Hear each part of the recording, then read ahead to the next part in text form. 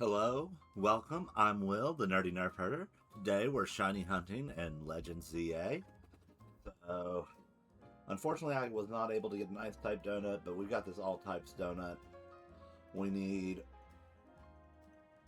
one Mr. Mime, and we need Aurorus, and we need Amora. So we're hoping that it won't be just Mr. Rime. So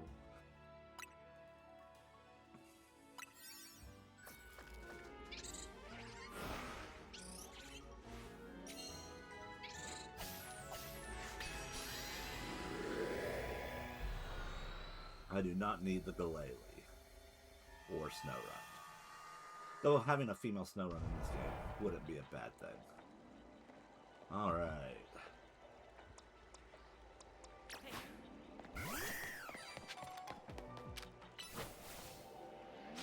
So we're going to go ahead and get our mission objectives.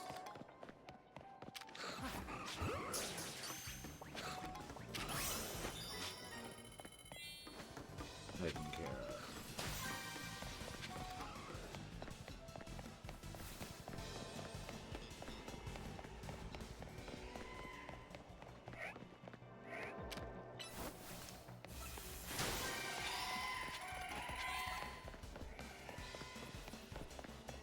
As we see where things are laid out at.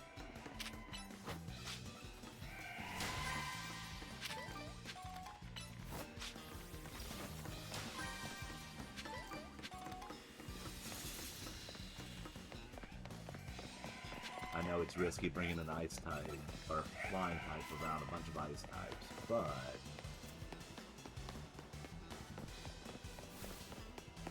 this works so well.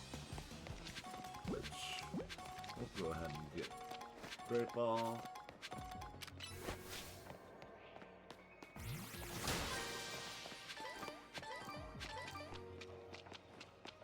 So we know we need to catch 2 more wild Pokemon. And I don't care about these, so we can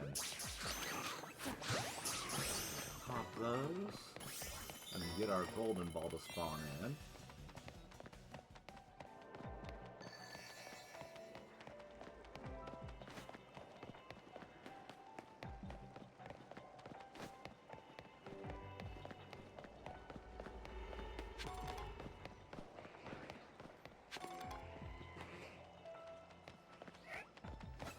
So we do have alpha power. No, no.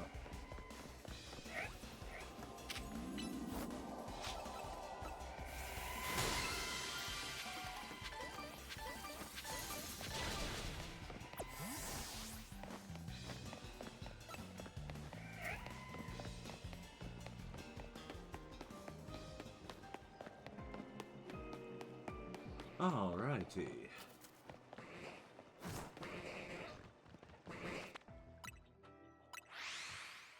Let's see if we can get our shinies. I wish this was one of the, which we have teensy power. I wish this was one of the field areas instead of the sewer. They always do better.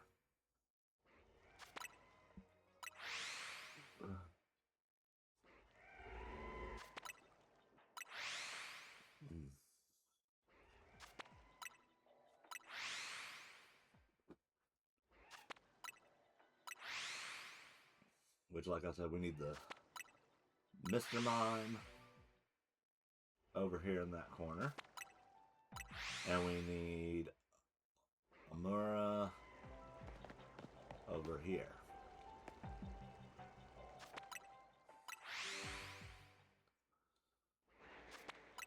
Which we already have an alpha Mr. Rime.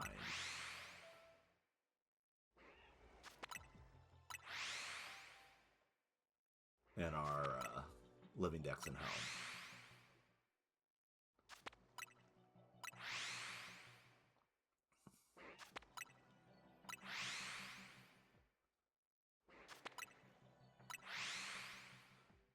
So we're hoping it doesn't trigger on him.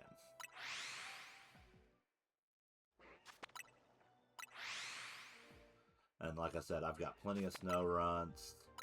I wouldn't mind a female Snowrunt so I could have a mega Frostlass shiny in this game. But I've got Frostlass shiny in our living decks, and then I've got Galari Alpha shiny that I got in Legends Arceus in the living decks, as well as I think another one in general.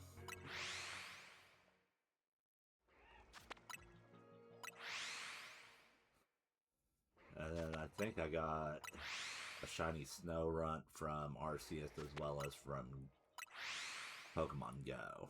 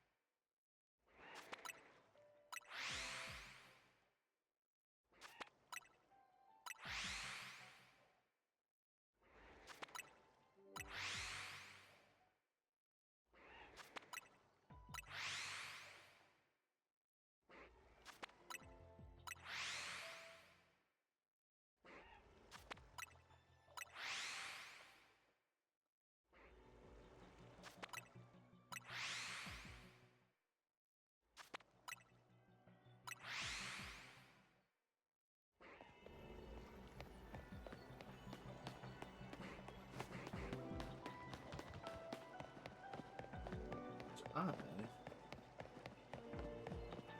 can't remember if we have to go around the corner to spawn the other group here, but there's our first one.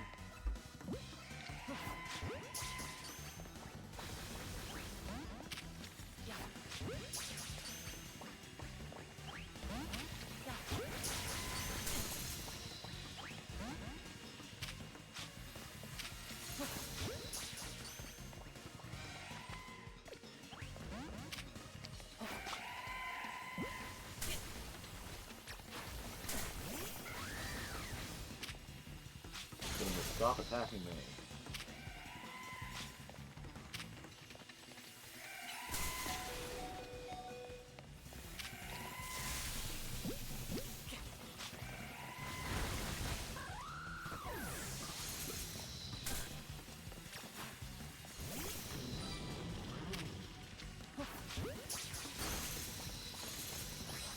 Alrighty.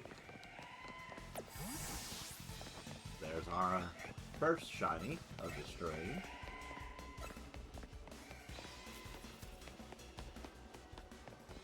Now to run far enough away that we can de-aggro everything. Alright. So right off the bat, we know we can get rid of these three. And then move this one on over here.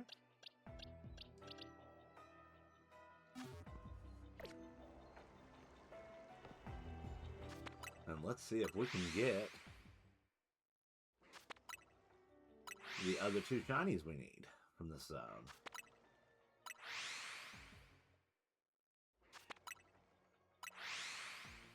Which obviously it's saving when we are warping here, so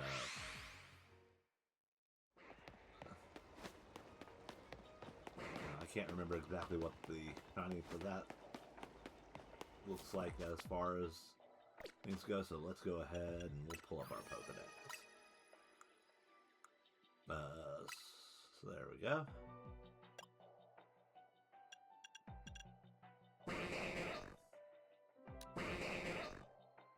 So that's the regular form.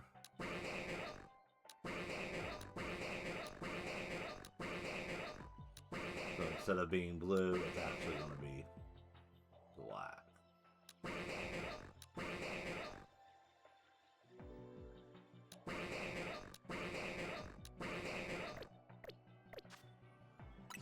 course, I probably should have, since we were right there, highlighted the difference between these two. So it's kind of got purple pants instead of blue pants. Just so we know what we're looking at when we're glancing at these guys.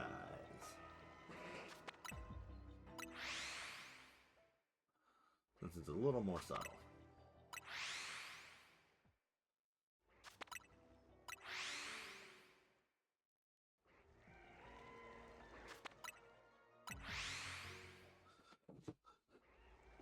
Which, I mean, there's that hope of, oh, could we get a shiny alpha? But I don't think we're going to be that lucky without having.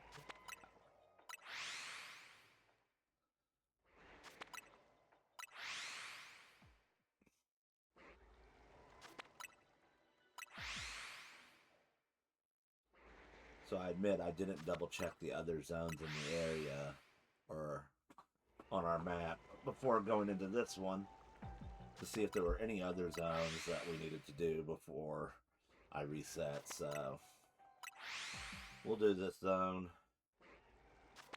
and then we'll go from there to see what we go after next. I don't have anything plotted in particular.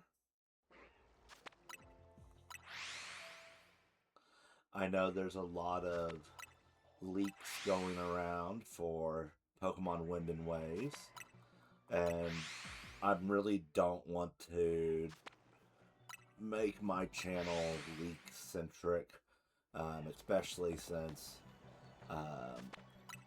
like, I remember for Sun and Moon, the leaks just rolled out, and I ate all of them up.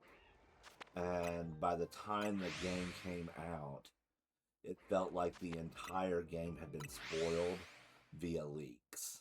And there were no Pokemon that caught me by surprise with, oh, that's cool. I didn't know this was in the game. It was like, oh, I've seen all the Pokemon. So, okay.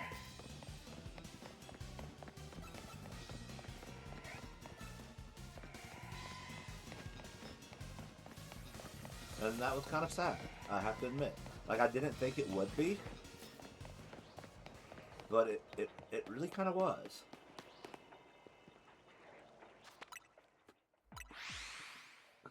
It made me a little sad. Not being able to find at least one new Pokemon that I hadn't seen before the game came out. And while I'll admit, having had access to Cerebi and getting the games on midnight release and seeing the data miners pop the images for every Pokemon and how to evolve it up there is somewhat useful. Especially the evolution methods. Oh no, we won't be open much longer.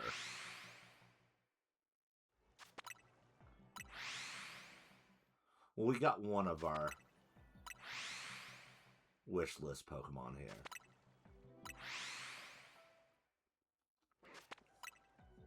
Probably should have ran around a little less.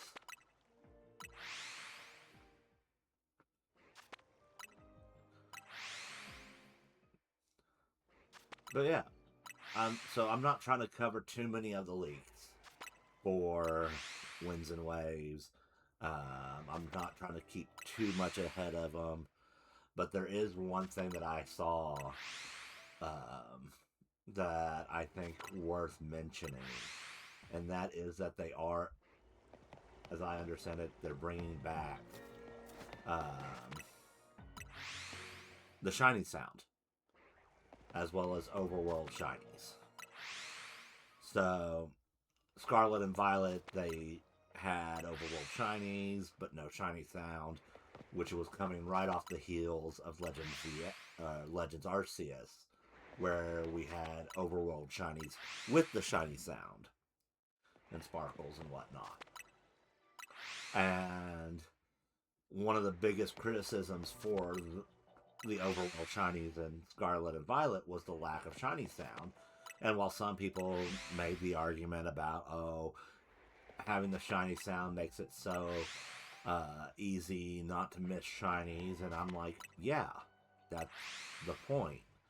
There are a lot of shinies out there where there's a subtle color difference, and not all of us are born able to see every color. Like, I'm not colorblind to my knowledge, but like, for somebody who was colorblind, trying to know whether they had a shiny Slowpoke or just a Slowpoke, you know, who knows?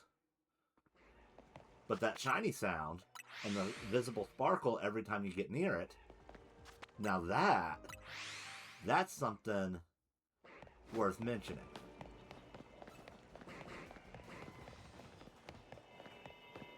That's something that is worth it.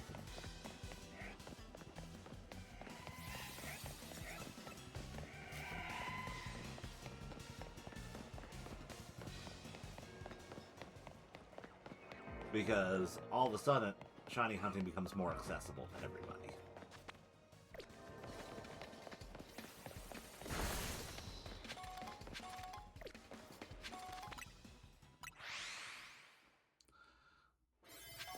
And while, yeah, you may think it makes it too easy, but, like, tell that to the person who's colorblind. We can't. Alrighty. We're out of energy on that donut.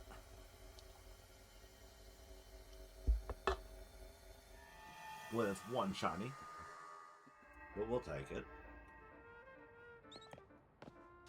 Alright.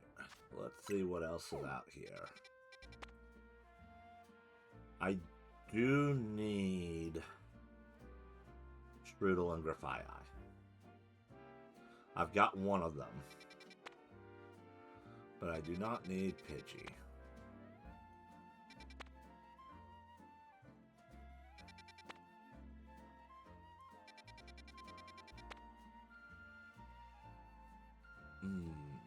Do I have Farfetch'd? The regular?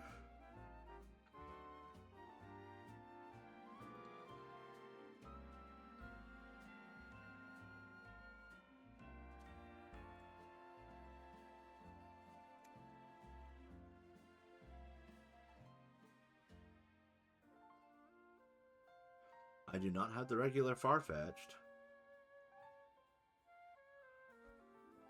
But I also do not need...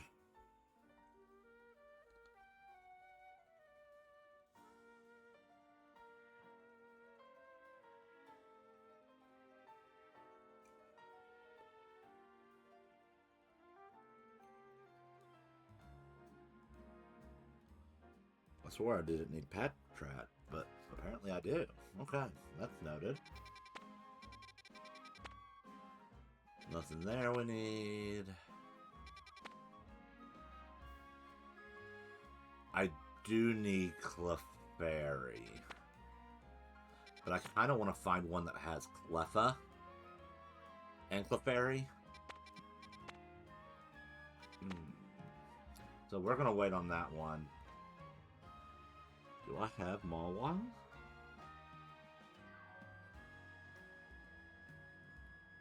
Nope. But I think that would be better on a steel. And we're good on that. You know what? I think I have a normal sandwich or a donut. Let's try this one.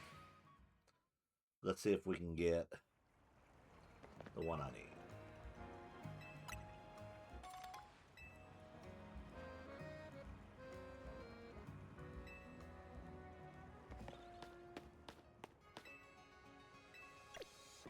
Alright, let's find our pen. Oh, nice.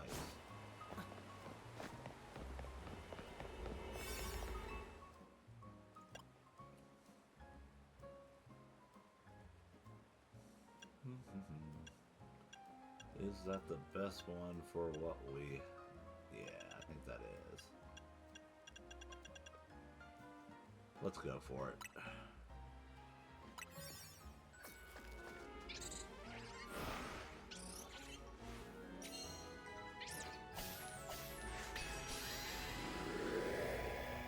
So I have the Shroodle, so we need a Grafai.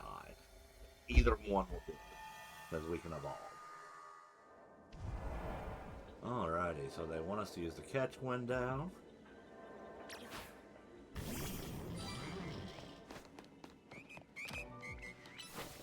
Well, let's use that catch window.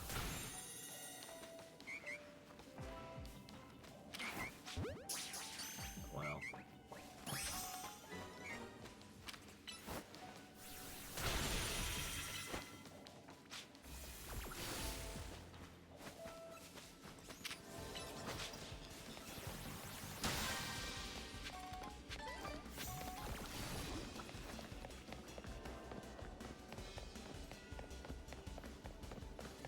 We don't need Anno, we don't need Pidgey, we don't need Pidgeotto or Pidgeot. So we're gonna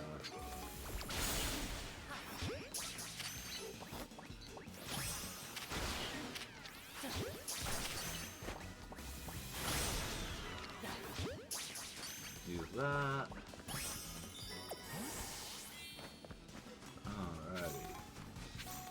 Now let's get some sparkly items.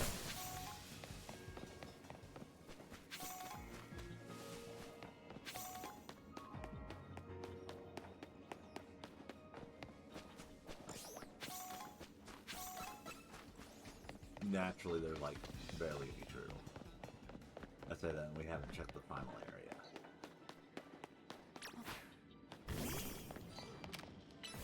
Yeah, there's barely any turtle here.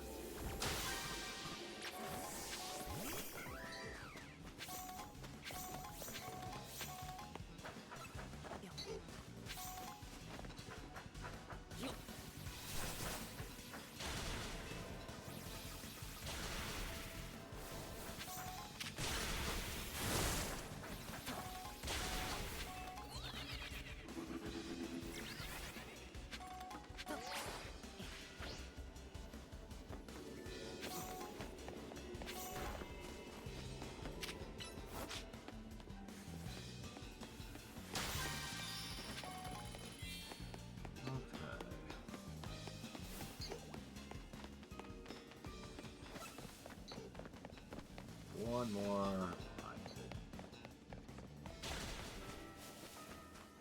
That's all we need.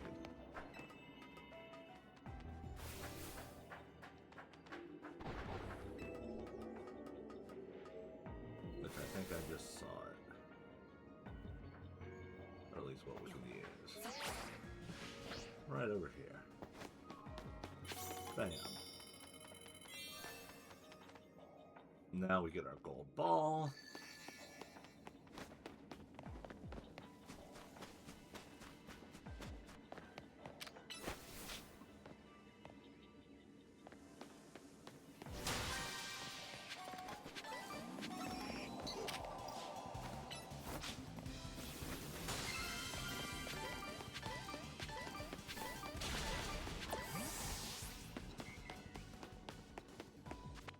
And then we start our working to see if we can't get this Shroodle. And if we can't get a Shroodle, we will reset back to our backup save from the Pokemon Center. Because I don't need an Audino, I don't need the other. I mean, I say Shroodle or Grafai.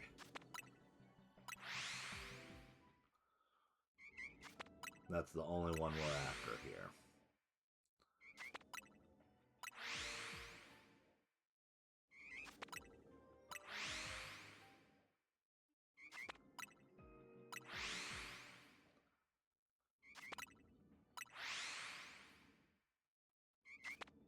And I have no problem resetting from it to get that donut back. And who knows, if we have to do that, we might even be lucky enough to reset this zone entirely and maybe we'll have more Shroodle.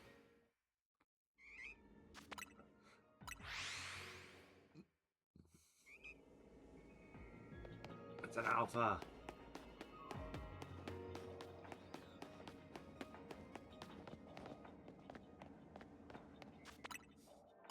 Don't want to get too close, it'll aggro.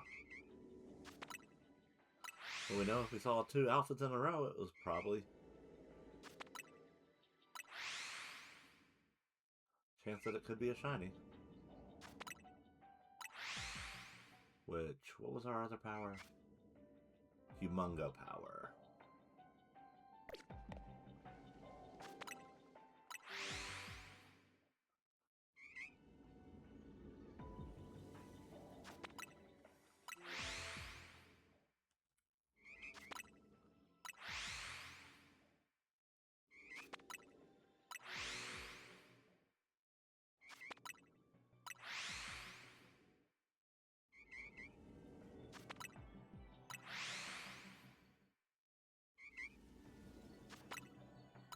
Which Strudel has purple eyes.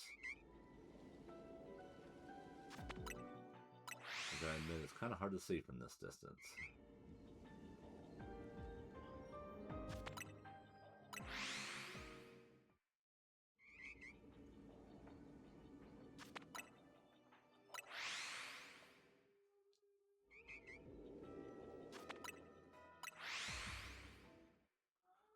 And of course, Audino goes purple, and we don't talk about Pidgey.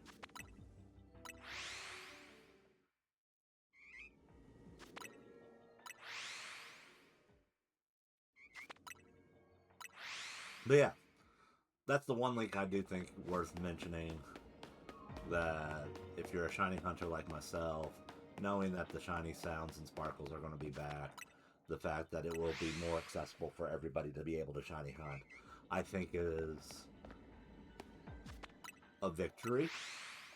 I also think that it's a victory that they're taking longer to work on the project and fine-tune it. I know they're working on the DLC now, but they're still doing testing and trying to get all the glitches hammered out. And given how Scarlet and Violet released and the reception thereof, I get it. I found that the bugs in Scarlet and Violet didn't really affect my enjoyment of the actual playthrough. Some of the bugs that I noticed while doing raids were problematic. I felt like for the longest time that I just couldn't do online raids, even with a decent internet connection, because I would get in the raid and basically attack once, if that, and then the raid would be over. And, like, I would time out the entire raid with only having done, like, one attack, with only one attack being offered for me to make. Like, that was really frustrating.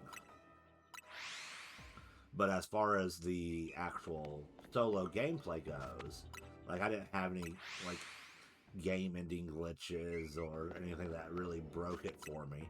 The lag was a bit much in the thicket area. But, like, I had a blast playing through Scarlet and Violet. Some of the most fun I'd had.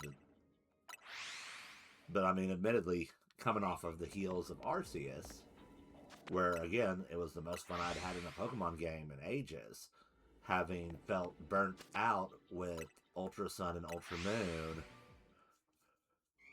being not much of an upgrade. And, or at least at the time, having felt that it was not much of an upgrade, or wishing that I had just released Ultra Sun and Ultra Moon as the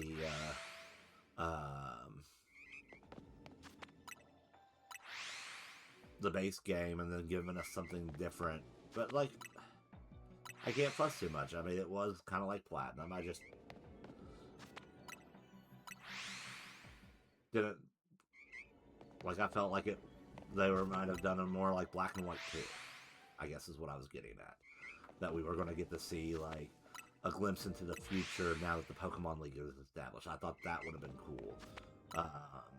Rather than it being just a rehash of the Sun and Moon storyline with a slight twist. Um, but like, I'm not that upset with them because it's not necessarily their fault that I got burnt out. I got burnt out because pretty much leading up to Ultra Sun and Ultra Moon and Sun and Moon, I made the decision to play on. I don't have it handy, but um, the 3DS. I played through Red and or Blue, one of the two, and then I played Heart Gold and and then I played um, Omega Ruby, and then I played um, Platinum. Then I played like you see where I'm going here. I basically played through a game representative of each region, all in a back to back in that time span leading up to the Sun and Moon launch. And I really think that by going hardcore, playing through all those games again, and then on top of that, while shiny hunting and ORAS and X and Y, and at the time I was an admin in a Pokemon group, and I was doing anime trivia each week, and like shiny hunting to give away a shiny Pokemon as part of that, related to whichever episode that I chose for that week. So like I was doing a lot of things Pokemon related, all while working full time, being a new dad, and I just burnt myself out on the franchise. And Ultra Sun and Ultra Moon just didn't hit the scratch that I wanted it to. And then I upgraded to the Switch and got Let's Go Eevee and Let's Go Pikachu, and I was big into Pokemon Go for a while there, and doing stuff in my community with relation to that. But like, I ended up still being burnt out.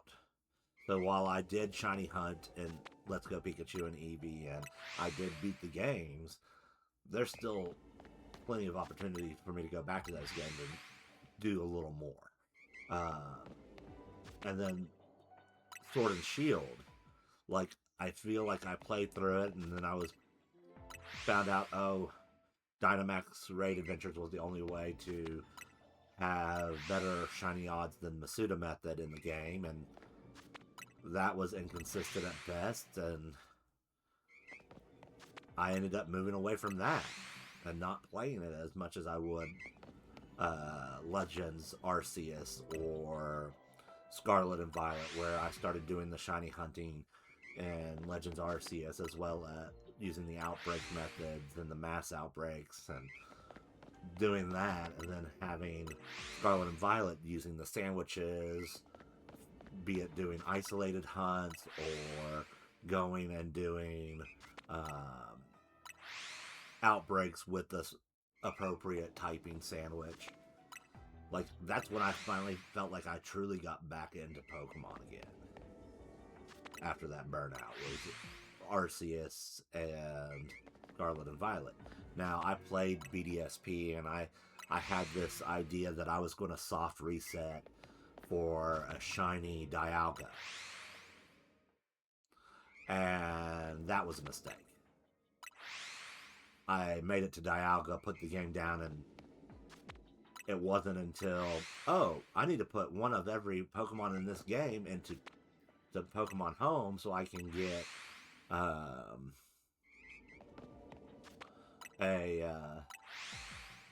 new shiny that's unavailable by other means. Like, it wasn't until that I actually went back to the game and was like, okay, I already have a shiny Dialga. I got it from going into GameStop and getting it downloaded onto my copy of Platinum or Diamond and Pearl or X and Y. I cannot remember which game it came from, or which distribution was, but they did a distribution where they had Palkia, Dialga, Giratina, all right in a row where you could get the shinies, and I did that. Like, the only game that I was slow on picking up for Pokemon was Diamond and Pearl. Because at the time I had just entered into the workforce and was learning what it was like to have adult bills and adult money, and it took me a little while to get a DS. But, like, all the other games, even going back to Ruby and Sapphire, I got them pretty much on release.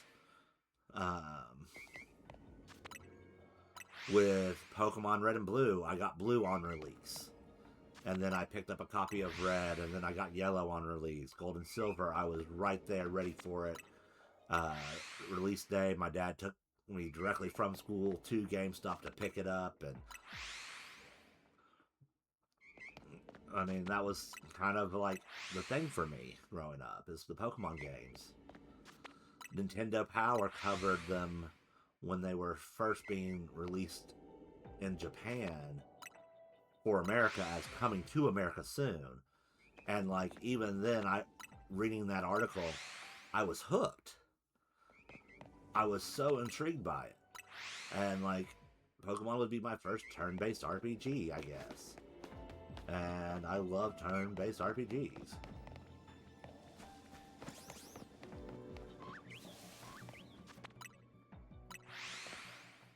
Once I got a PlayStation 2, I was able to finally... I say finally.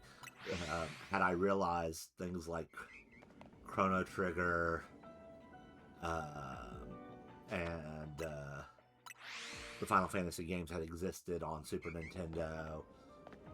If I hadn't been just a silly kid who was obsessed with Mario and whatnot at that time, I might have discovered my favorite turn-based RPG sooner. But as it was, when I got my PlayStation 2, I got the PlayStation re-release of Chrono Trigger and Final Fantasy IV that were packaged together. And that ended up being, like, cementing it for me, just how much I love turn-based RPGs outside of the Pokemon series. I remember being disappointed that Kingdom Hearts wasn't more turn-based, and being hesitant because I had issues with fine motor coordination, and I was worried about being able to play the game well enough to get through it. Because, like, I really struggled with first-person shooters. And while I did play, like, Ocarina of Time and Majora's Mask, I didn't think how well that would actually translate into Kingdom Hearts being able to be fine, basically. I remember that concern. And now, here we are, I'm like, please, release Kingdom Hearts 4 soonish. And we've been waiting long enough. But at the same time, it's supposed, as I understand, it's supposed to be like the end of the series. Like, he's done. Which, I mean, hopefully that's more of a Sora series kind of thing. I feel like there could be potential for a fresh look at the Kingdom Hearts series in the future with a different point in the timeline, different characters. That's not just a MOBA game or a true spin-off. I don't know. Maybe it's just my nostalgia talking.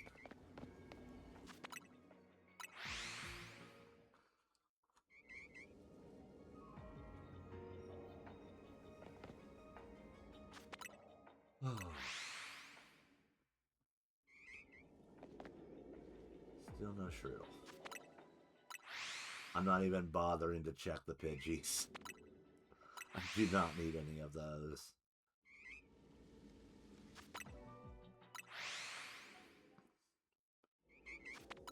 I know we have a level 1 donut, so it does make it a little bit harder to get that shiny, and the fact that there's only like 2 that spawn on the map.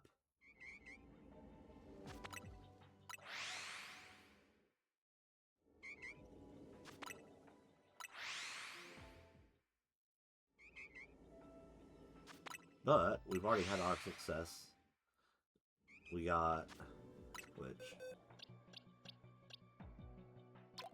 we need to get rid of these.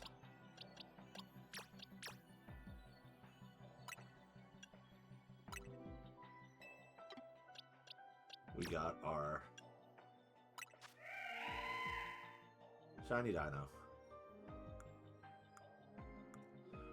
which makes me happy. I still need to get the other one, but so we can get the evolution. But I think it's kind of fitting that I ended up getting only one. I had to get the Tyrunt and Tyrantum in 2 different goes. So, like, it fits that we didn't get both from that hunt.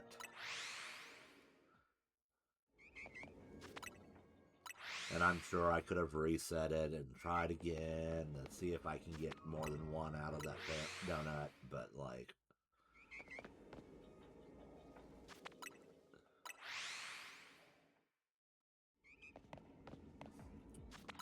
at some point, trying to min-max a game, it becomes more tedious than fun. That's why I stopped largely resetting donuts. Instead, I just make donuts and then, okay, we're out of stuff to make shiny donuts, really. So time to make some regular donuts and just grind through some areas and get some more berries.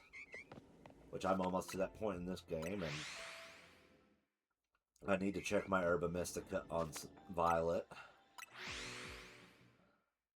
to see about doing a shiny hunt on it soon.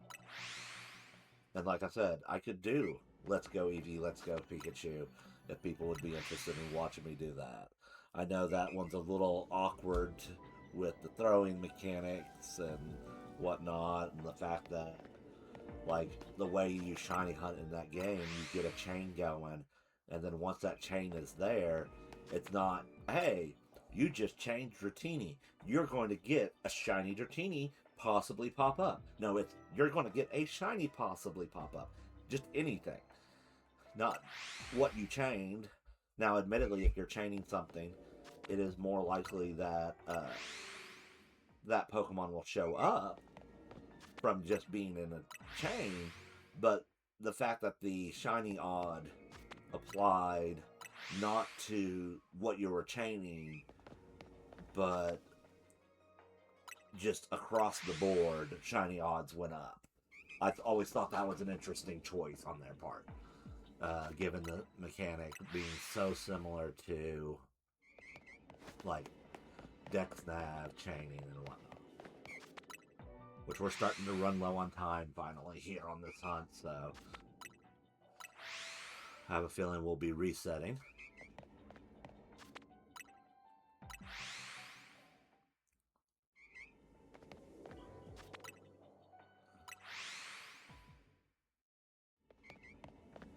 Which, what I figure I'll do is I'll reset to the backup save. We'll check this zone again to see if maybe in the process of doing that, we were able to manipulate the Strudel spawns to be more Strudel than Pidgey or Audino. And if it doesn't work, we'll just reset to the backup save and we'll move on to something else. Because, like, trying to get 2 of them out of everything that spawns in is admittedly a harder ass with a level 1 donut.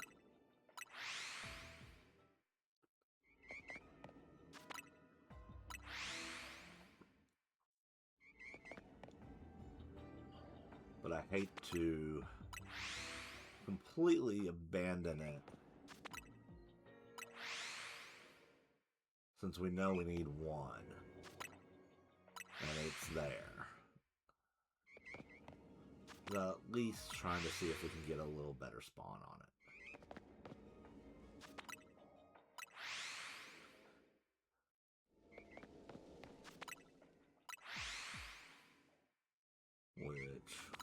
We still have a little bit of time left on this donut.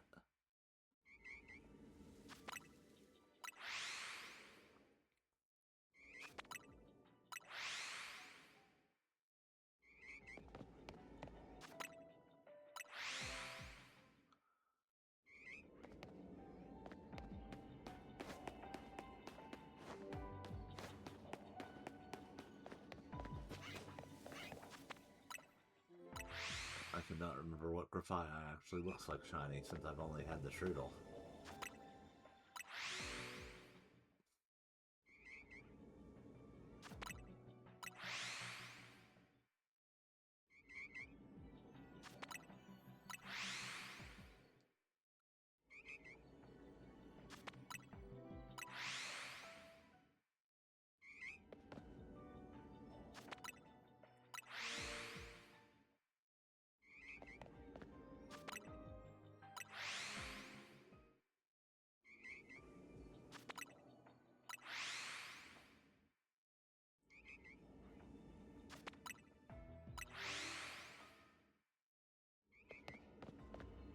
Which at the same time, I'm also trying to get through and get these special scans done or built back up.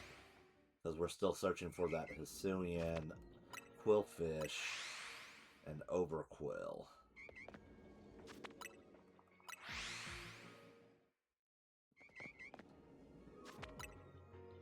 So that way we can complete the Pokedex and home and get my shiny Volcanion.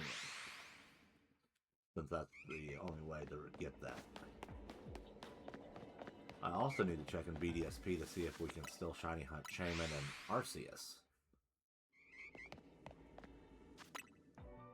I feel like I have the items to do it, I just need to do it.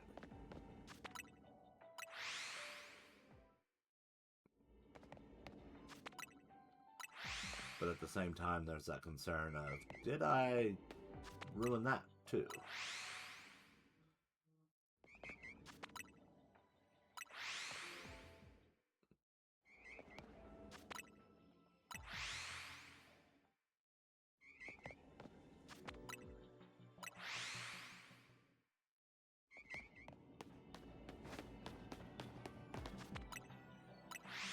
Alrighty, where are we at on our timer? 500. We'll do a few more.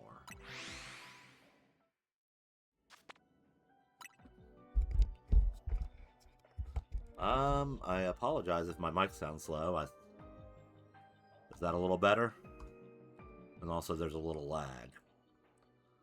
We can turn up the mic a little bit there. Sorry about that.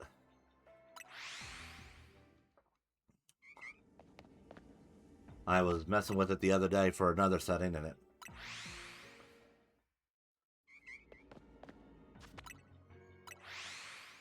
where it was coming through a little loud. So we're trying to get the Strudel, but unfortunately I don't think we're going to get it on this one. Which is fine. I was just kind of hoping we might be able to get it, but I think we're going to reset to the backup save and see if we can get a better spawn than just 2 of them on the map.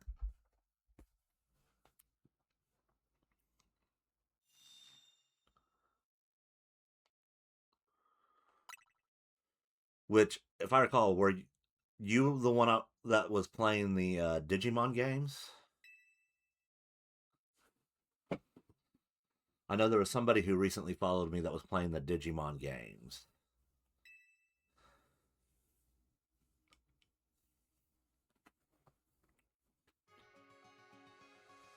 So I had mentioned in that episode, or the day, that I had one of the original Digivice, like Digimon Tamagotchi styles from the early 90s. When they first came out, they came out with like this brick format, and I need to put a new battery in it, but before they even had the Digivice design for the anime. Found out this is actually worth like a decent amount of money now. I couldn't reach it the other day, but I was like, I'm going to move that where I can actually reach it and show them, so that way if they pop back in. Which, again, I always thought the Digimon anime was better than the Pokemon anime. I know, it may be sacrilege to some, but, like, I feel like the storyline was a little better than the Immortal 10-year-old storyline that we seem to have been getting for so many years.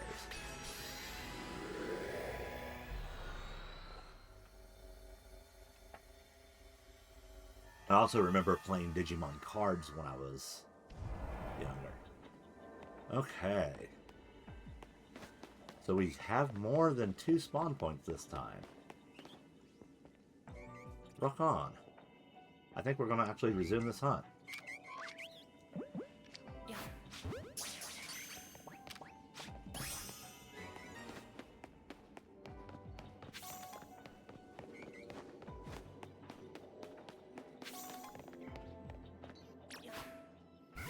Alrighty.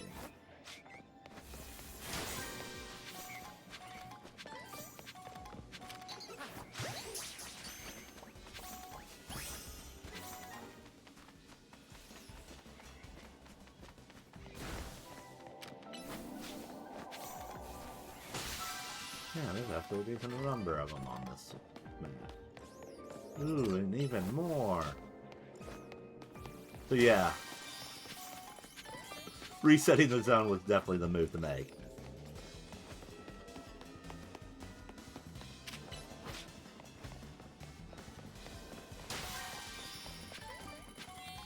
Alright, let's get the last of our Pokeballs. And then...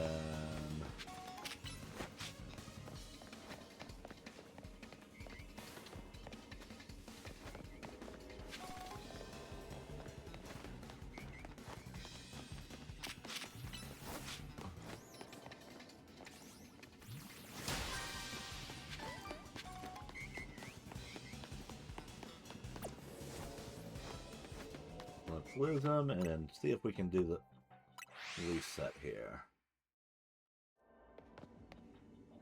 Since we know the goal is to capture a Strudel or a Grafaiai.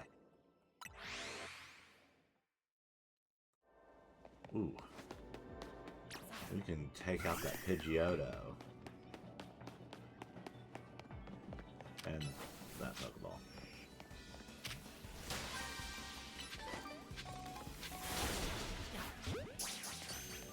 And that'll get our golden Pokeball.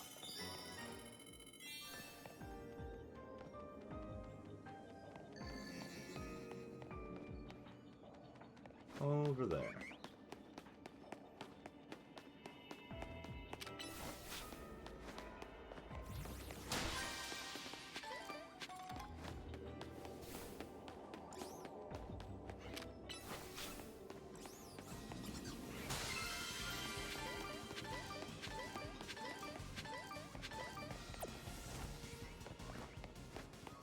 Again, it would be nice to get an alpha, but anymore unless I've got an alpha donut. I don't expect an alpha shiny.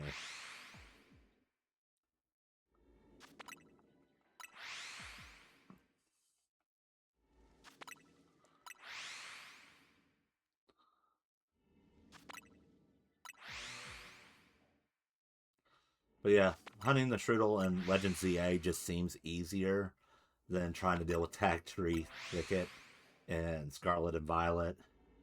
Now,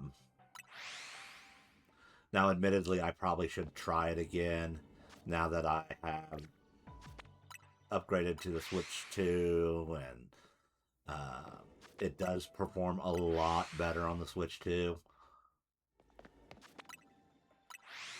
I don't know. Feels like this is just as good of a way as any. Especially since it allows me to so easily isolate stuff.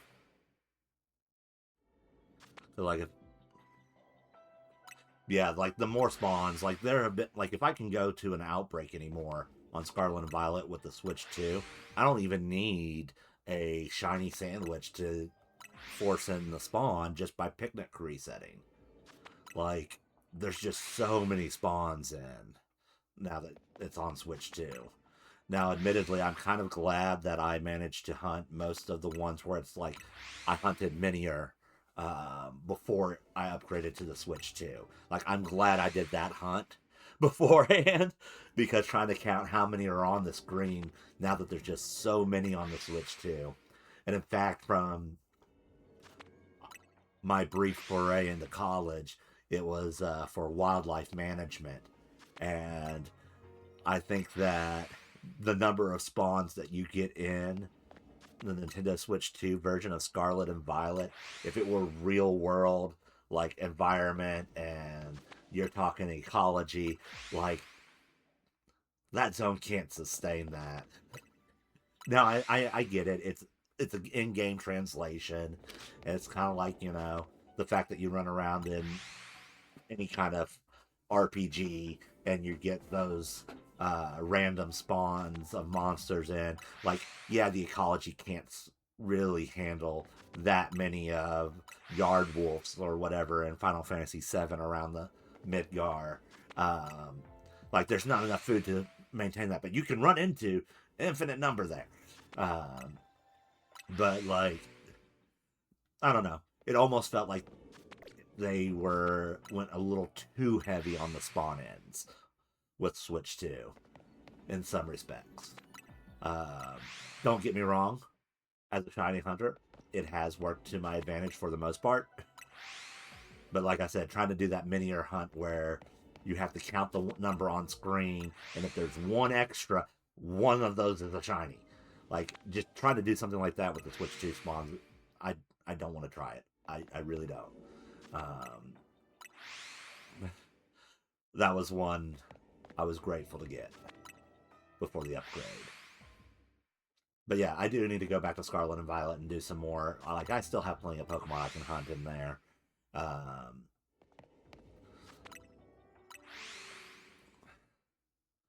but I've kind of been on a Legends EA kick since I knew I had supplies ready to go.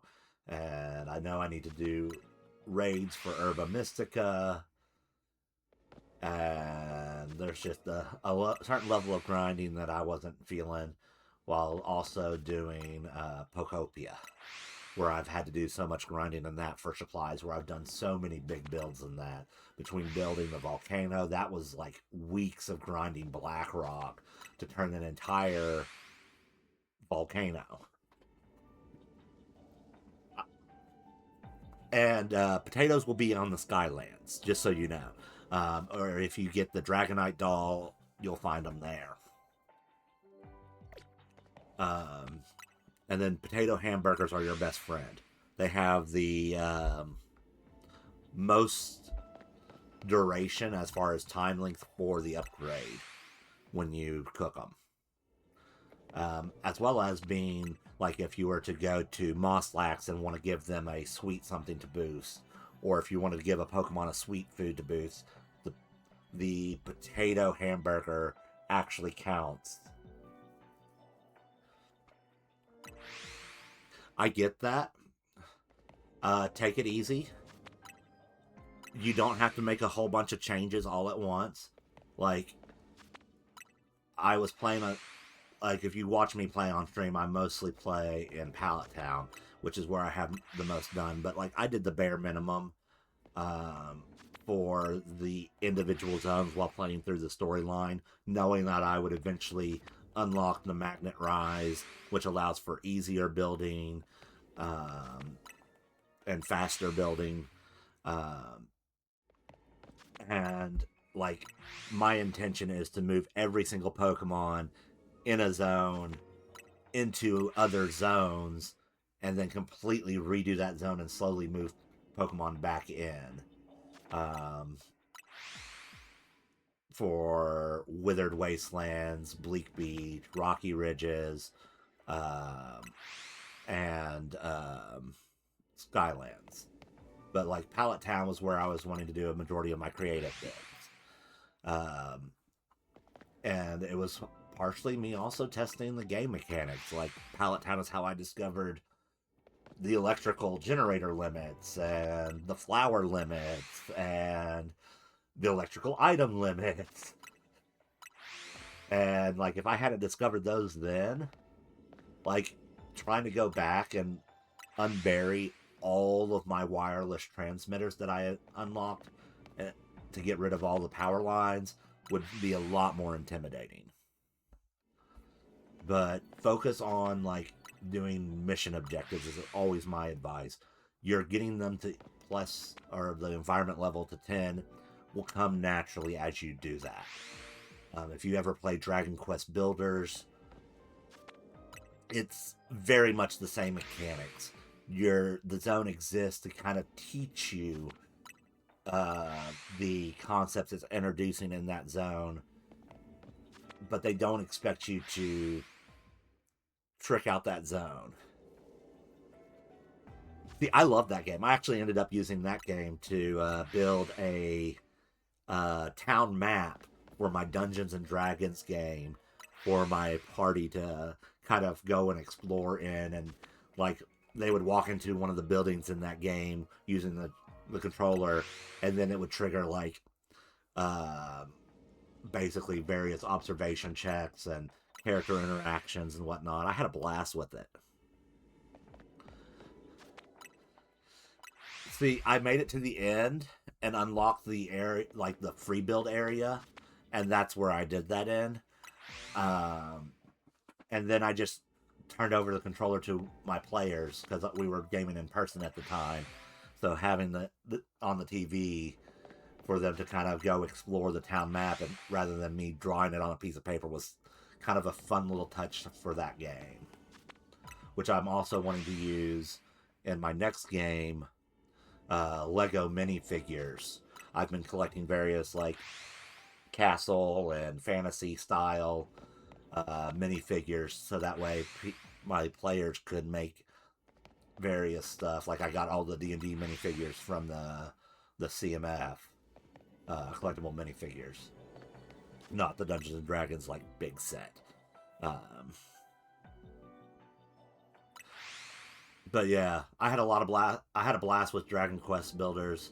I did not play Dragon Quest Builders 2. I have it, and it was one of those things where at that time when I got it, I had a roommate, and they kind of triggered the pushback response because they kept trying to get me to play it so they could watch me play it, so that they could figure out how to play it themselves. And I was like, no, just play it yourself. You're already taking over my TV on the hours that I could really use it. So yeah, I'm not going to play it right now. You've basically beaten it into the ground where I don't even want to hear the words Dragon Quest Builders 2. And like I still have yet to pick it back up. But I know the development team for Dragon Quest Builders 2 helped with Pokopia. Or at least some of them did. And kind of like with that game, it's just sometimes you just got to do the bare minimum. I think Austin John Plays did a wonderful like early game video where he talks about just how little it takes to make a functional house that makes the Pokemon fairly happy. It's like, oh yeah, you can have 3 decorations and a toy, and it can be basically fence pieces with a 4 piece of grass inside and a gate, and it counts as a house. And you can put like a table, a chair, a plate, a berry, and the sandbox, and like a pinwheel, and then all of your Pokemon that are like grass types and bug types will be like, oh my god, this is the best living space ever. Yeah, I have to give him credit. His commitment to spreadsheets is what got it for me. Like, I used to be a huge fan of A-Drives when he was shiny hunting back in the X and Y days and the ORAS days. I followed his leak videos for years, and like I still will watch A-Drive's videos on occasion. It's just where he's mostly doing his own thing for Elestrals now, and like I'll admit, I wouldn't mind playing the games if they become available on the PS5 or Switch too. When he he releases them. But the card game is just not something I feel like I can financially get into. I've got 2 kids, a wife, a Star Wars Lego collection habit, and um, I can't handle Pokemon cards. And my son wants to collect Pokemon cards. So, like, uh, while I admittedly lost most of my original Pokemon cards, I still had some from the Diamond and Pearl and Platinum days I was able to give him. But like I had the entirety of the original Team Rocket set before I lost it to my stepmother's house, and never being allowed to get it back. Like I had almost an entire binder full of the original Gym Leader set where I had most of those. Um, Fossil Jungle sets and base set. Like I had a whole bunch of those cards. Um, they weren't necessarily in the best conditions. I traded my Charizard for a Blastoise, um, which, to be fair, I love Charizard, but I feel like the Blastoise from base set was a lot more useful for actually playing a deck than Charizard was. And yes, I know we got that shiny Audino. Let's see if we can go ahead and get it out of our spawn. Not the normal we're looking for. We've already got it, but...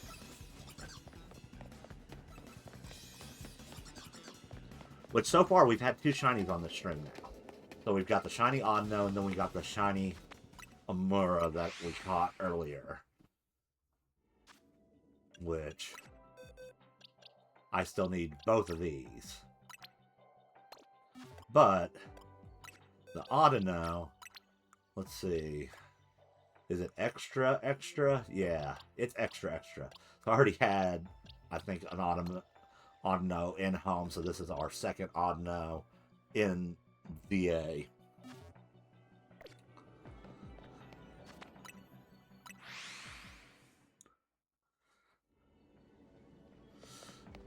I can respect that. With that one, I wasn't too concerned about it. Ooh. Oh yeah, I already put it in home. Like, we were able to get Latios in a friend ball with that minty green, and that was kind of cool. For the longest time, it was like I tried to get as many as in Premier Balls. Like, I tried to get the Amura to go into a Premier Ball until finally it gave it the you have to attack it and get through its bull BS. Where you can't throw Pokeballs at it before we caught it in an Ultra Ball. So,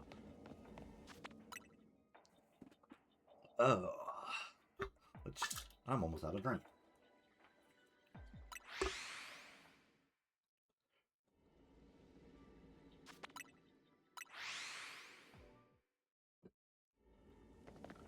But we've already got that Latios in home, because that was the last legendary I needed to shiny hunt here in Legends VA, as well as the last Pokemon we needed for the Volcanion in home. Like I said, I still need the Overquill entry. But I just haven't gotten Hisuian Quillfish to pop for me on one of the hyperspace zones yet. Which I know they can. The Hisuian Quillfish can be in level 3 poison, or 3-star poisons, while the Hisuian Overquill can be in the special scans for poison.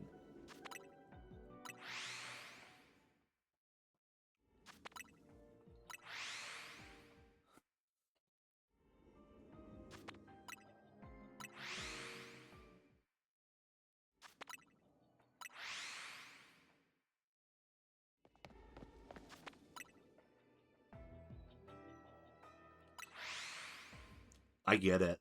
Like I was talking about my burnout with Pokemon earlier.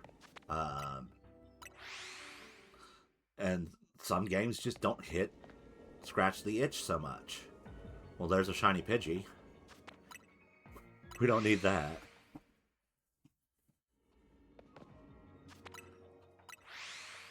I'll eventually go over and grab that Pidgey. Right now, I want to keep warping and hopefully see if we can get the Strudel to pop for us. Like, it took me ages for BDSP. I mean, I had already beat Scarlet and Violet and had beaten most of Legend ZA before I went back to BDSP. So, which I have to admit, I kind of like the Grand Underground in it. I know that game has its controversies, but I like the chibi style. Kind of like switch to improved graphics for interpreting the 3DS style of Pokemon graphics. Like, we're not going to see a hyper-realistic Pokemon game. Like, I know some people are like, oh, Pokemon should be more realistic, but, like, they want to appeal to kids. It's going to be cartoony. We can just hope for nice cartoony graphics. So, like, the fact that it was chibi and cartoony didn't bother me. That's kind of like how they did cel-shaded for Wind Waker. That got so much backlash when they first revealed that Wind Waker was moving away from the realistic approach, or more realistic approach of Ocarina of Time and Majora's Mask at the time. But when people finally got their hands on it and played the game, they were like, oh my goodness, this is a great game. And like the graphics with it being that cartoony cell shading, there was so many different visual effects that they were able to create that were just really nice looking in the game. I don't think we have any. Yeah, we don't have any over there. Alright. Come on, Pidgey. There we go. Another shiny Pidgey.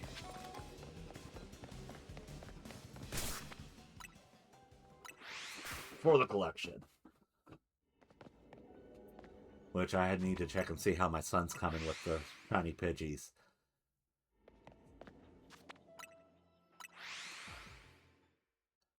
He lacks the patience for shiny hunting. So he's constantly asking me for spare shinies once I have them in my collection and don't need them anymore.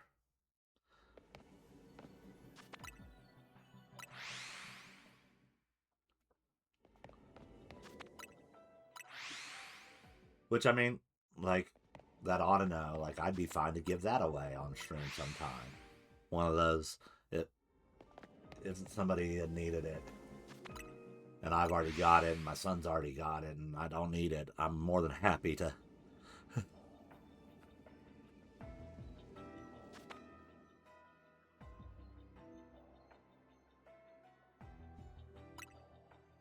Okay.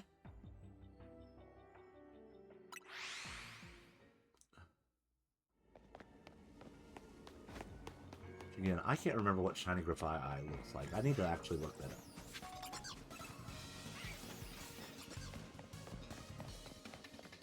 I feel like it should have purple eyes like Strudel.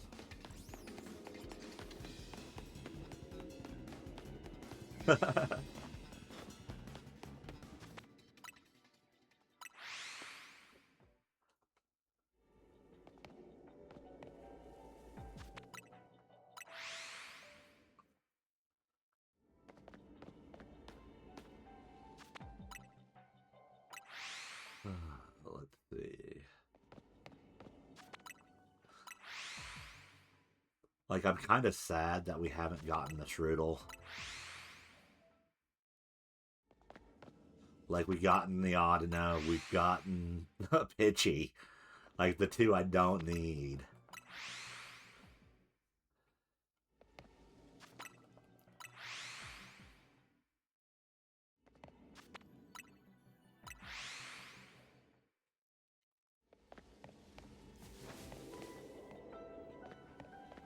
And now we got a Pidgeotto.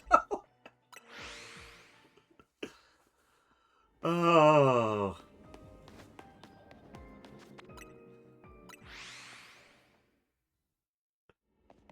The game is like, no, Will, you need to hunt Strudel in Tag Tree Thicket using a poison or a normal sandwich. We are not going to give it to you in Legend ZA.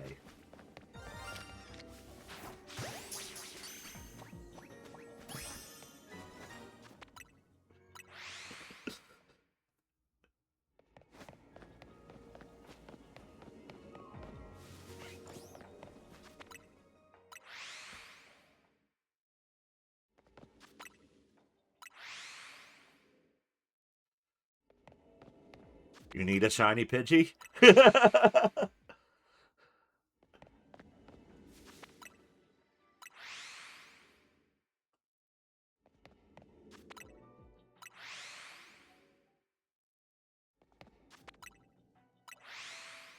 Like, genuinely, I've had a lot of fun with Legends ZA. I'm not gonna lie. I know there's quite a few knocks on it that people were like, "Oh, it feels like a back step from Arceus," um, but like, kind of like with Star Wars movies, and fan base can be a bit toxic. At the end of the day, it's just a movie, and just try to have fun. Um, like if it had like some serious like glitches that were like, oh my god, it just killed my entire game and wiped everything, and like I can get that. Like that's definitely complain about glitches. Definitely hold them accountable for certain things. But like at the end of the day, if you have fun with the game, that's the whole purpose. It doesn't have not every game has to be a cinematic masterpiece. Not every game movie has to be the absolute top tier storyline. It just needs to be an enjoyable watch. It just needs to be an enjoyable enough to be worth taking the time for it. And I think sometimes we forget that. If every movie was the absolute best movie ever, then wouldn't that devalue that? When you get a rare gem, like something like The Princess Bride or Episode 5, Empire Strikes Back.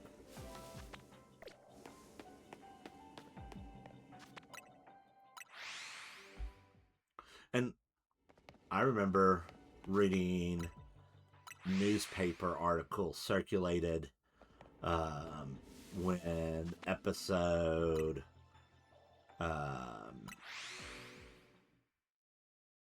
8 came out, where people were discussing,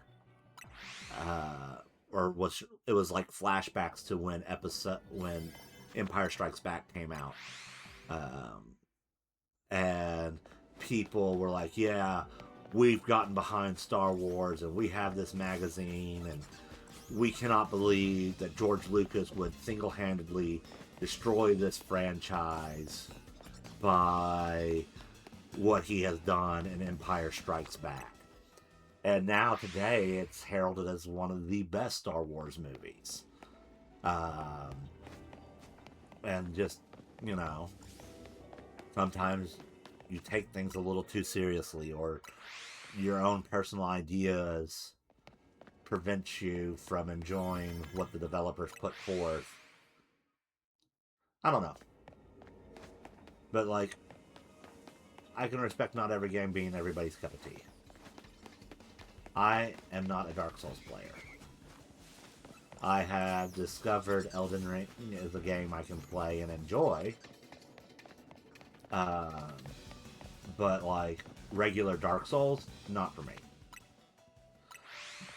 My wife has blast playing regular Dark Souls.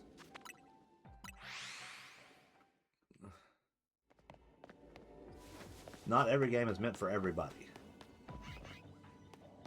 And Strudel is not meant for me to capture. At least here. I think I'm going to have to do the Tag Tree Thicket hunt. Because our donut's about to run out.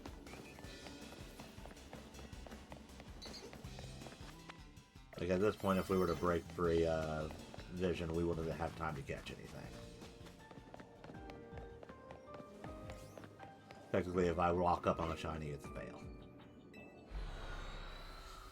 But we got 3 shinies. Like, I hate to reset it, even though there's 3 shinies that I don't necessarily need.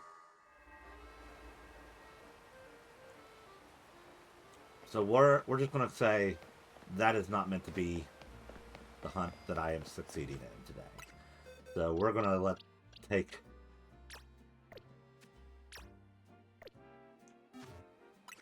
We're gonna take these 3 shinies and add them with our other shiny Pidgeys that I have in this game.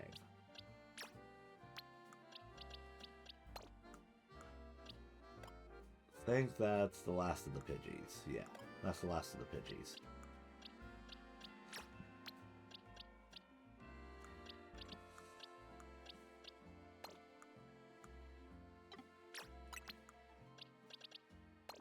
And then we'll put our Audino.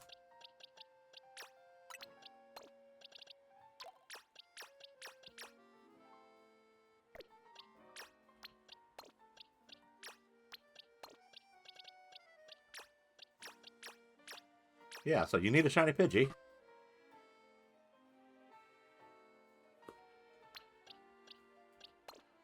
So we've gotten shiny Pidgeotto, shiny Pidgey, shiny Amora, and an extra shiny Audino. Which the Amora is the only one we needed for home, but I think with what I was seeing on our radar, it is time to sit at a bench and kill some time and see what else.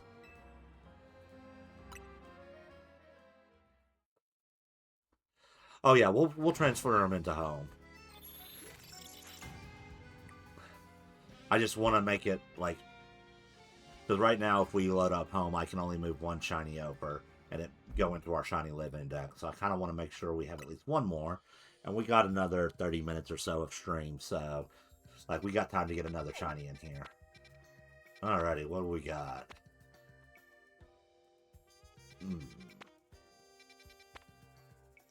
I do need... Do I need Toxel?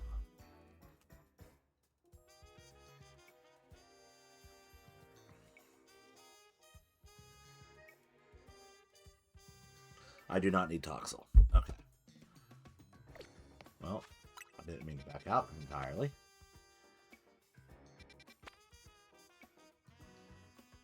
Don't...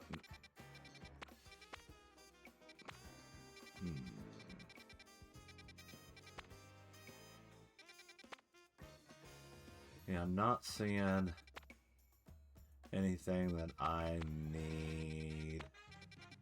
So we're going to reset again. But yeah, I want to get at least more than 1 to transfer into home to make it worth it.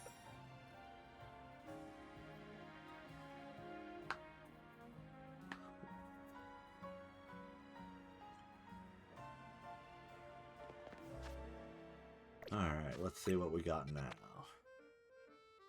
I hear you like Mudkips. I do need the Clawlets or line. But I don't know that that's... Ooh, here we go. That's the one I need.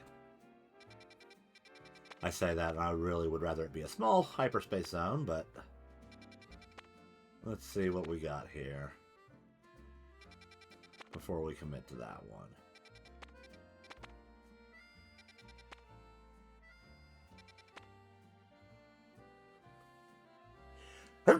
Excuse me. Always in 2s. Alright. So it isn't a small zone, but we'll walk in a hard set, a backup save, So that way we can reset it if we don't get anything, and we'll try it out.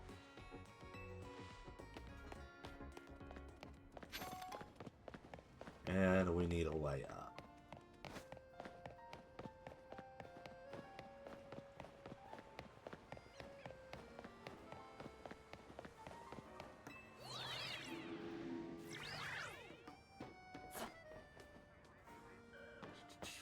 There we go.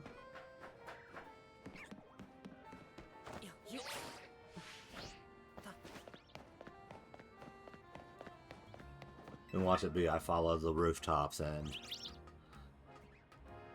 Well, I wish you luck on the range. May you shoot straight and... yeah. It's been a while since I've been on a range. I think the last time I took my Mosin out was several years ago. Alrighty. So we got a fairy type 1. Like I said, I hate to waste it doing on a medium zone, but we'll give it a shot. We want that shiny Cleffa. But thank you for joining us, and I hope to see you next time. And we're not leaving yet, obviously. I still got more time myself. For others that might be watching.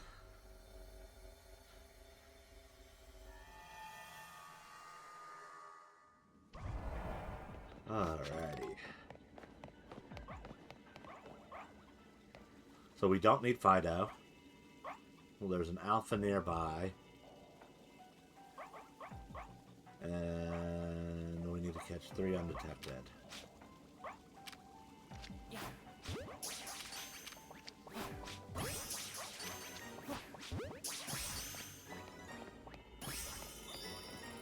Alrighty.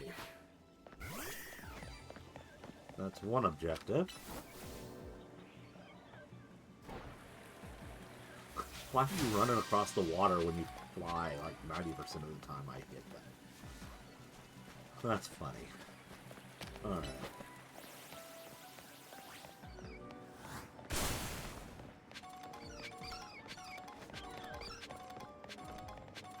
So it looks like we do have Cleffa with a nice, easy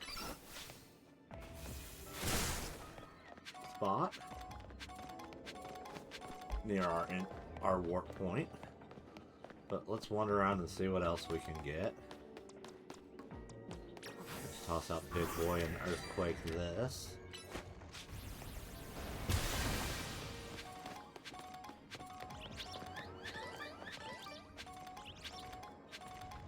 So technically, I think I need a Flabébé.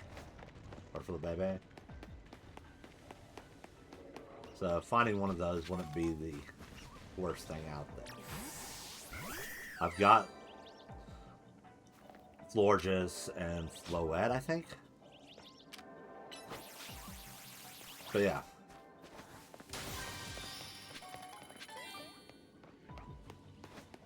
Still need...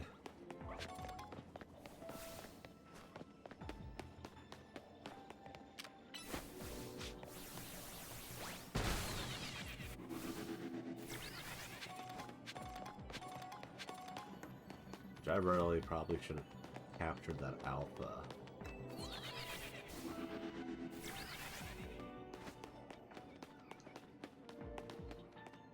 Before moving away from it. Which... yeah, we don't have Alpha, we have Humunga. Let's go up the ladder. Let's get the top area.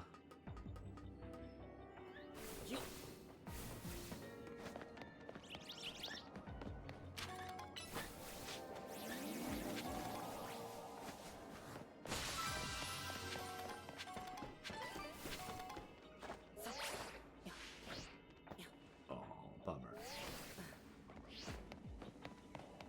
Oh well. Back up the ladder.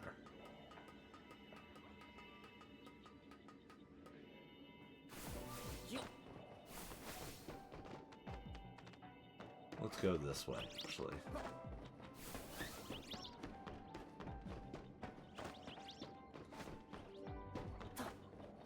But we are missing one of the Flabébé line, so like having a base Flabébé would not be a bad pickup.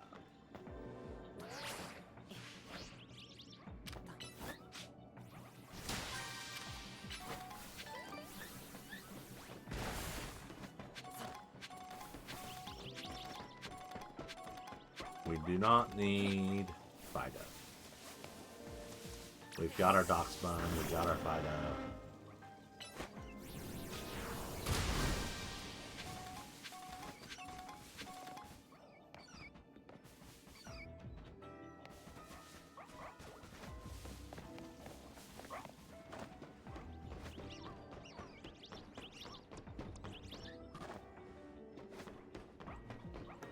Where does that warp us? Okay.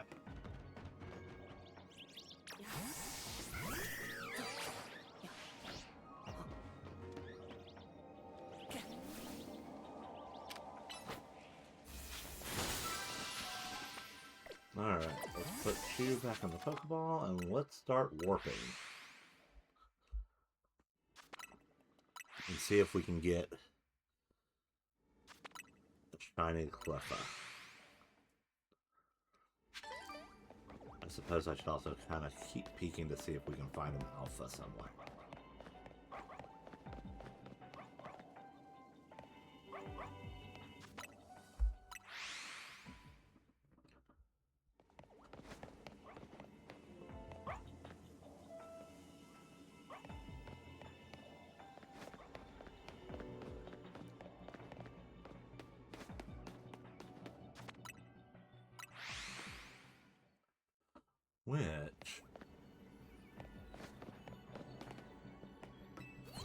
Which is truly faster?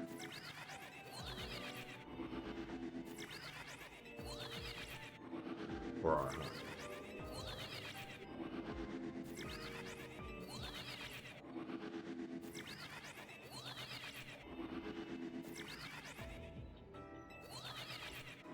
Because I believe that elevator does respawn everything. Yeah, they're out of our spawn zone. There's our Alpha.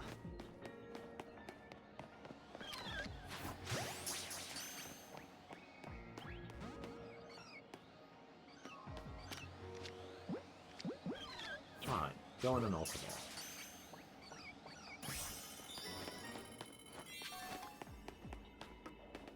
Ball. Alrighty, that'll give us our golden Pokeball. Which, for that, let's climb our ladder.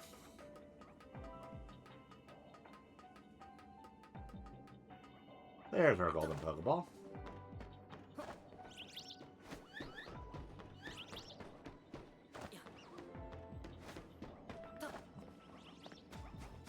I'm so glad we have so many passive Pokemon on this. They're just like, hey, you're there.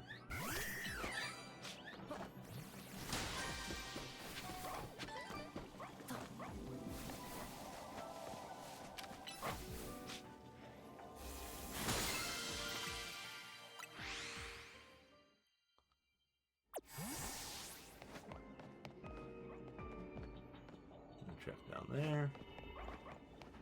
And then we'll check around here.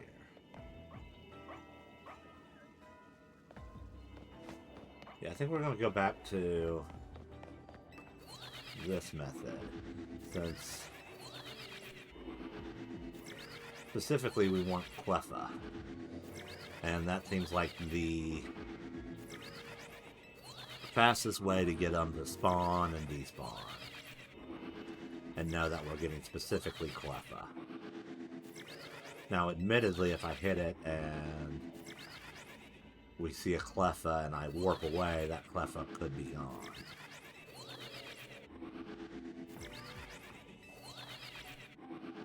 But if I recall, I think it's supposed to hold it.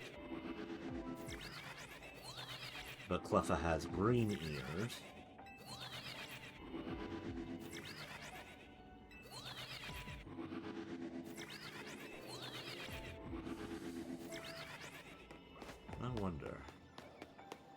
we run around the corner. Huh.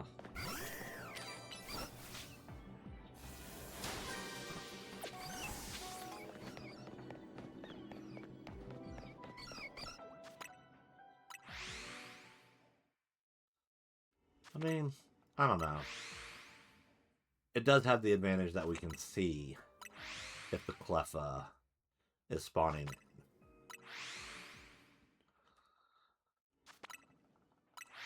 But let's do about 10 of these.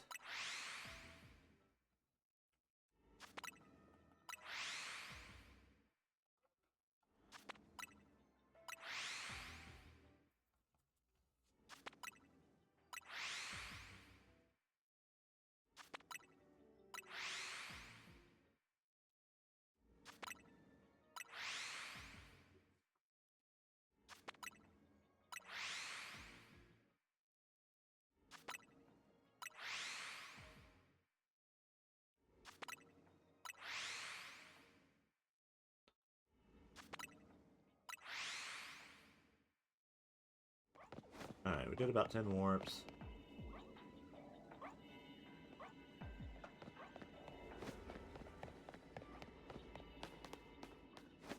Looks like we got nada.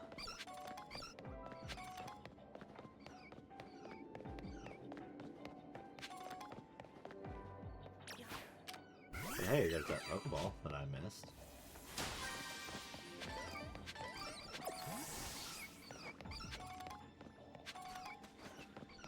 Like I said, so glad they're not aggressive.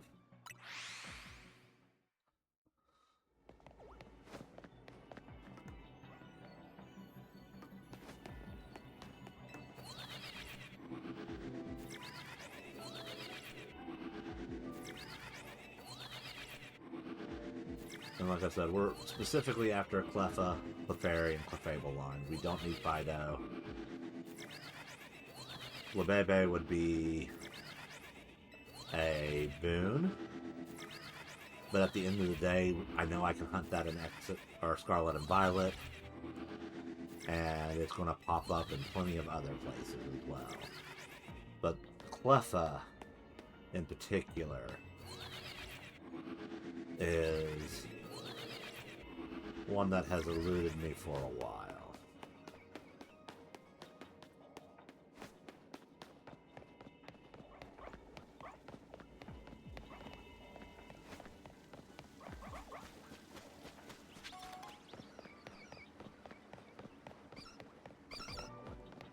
And given that we can hunt it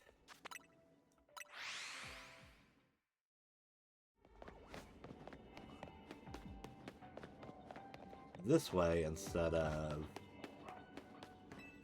doing it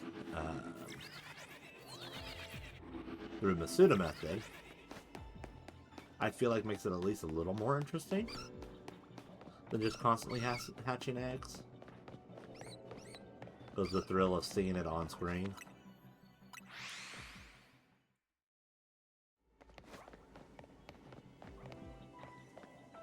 But knowing our luck, we're going to get another fight out.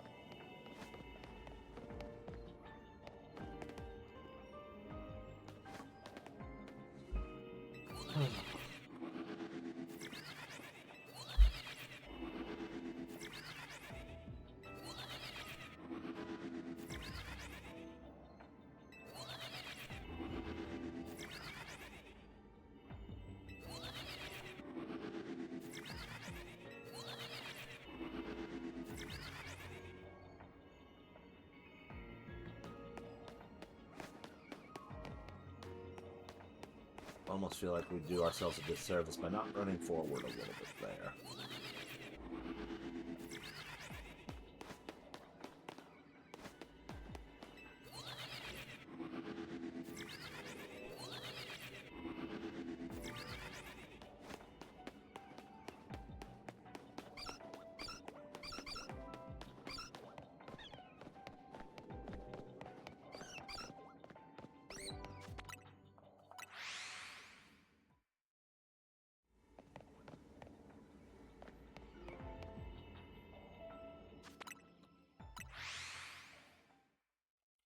You know what? We'll do some more of these.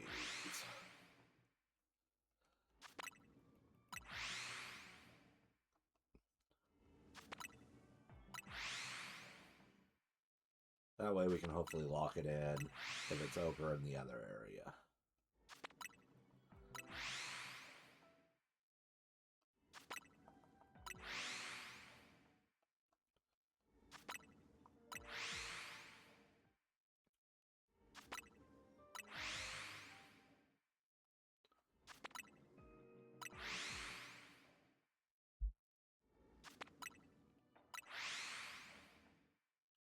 So I'm thinking on Tuesday night stream, we will probably revisit Stardew Valley.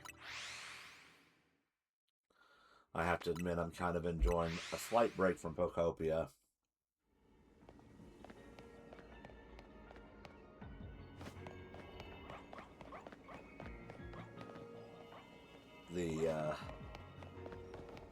What it takes for me to hunt, or for me to play Stardew Valley is not the same as what it takes for me to build creative builds in Pokopia. Like, I don't know. Stardew Valley is still my go-to cozy game. So there is that factor.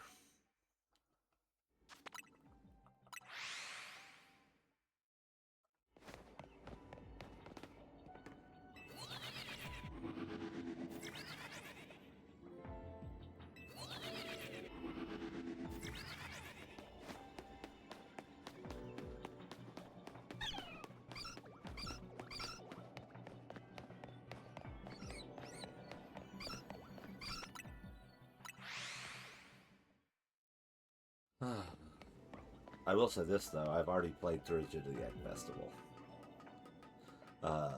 I know I said I'd try not to play too much, and I wouldn't make it where, like, oh, I've gone through an entire season already, but that's actually harder than I realized when I hit the Stardew Valley, like, bug. I'm just like, must play!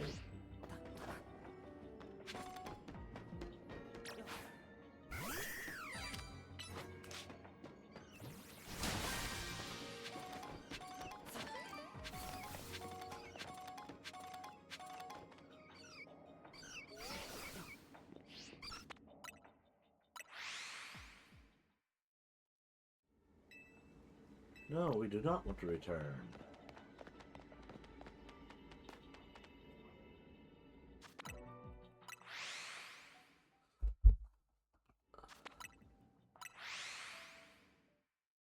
But yeah, turns out my personal restraint for Stardew Valley is a lot lower than I realized. And most of spring will likely be gone by Tuesday. I say that, and it's not that I'm actively trying to finish spring before the next stream. Like later today, I plan on doing some Scarlet and Violet with my son. He's trying to hunt down the rest of Mr. Snackwell's legendaries, and he needs my assistance for group tasks in the Blueberry Academy for that. So, like, I gotta help him with that. I still daily log in and try to collect all my resources.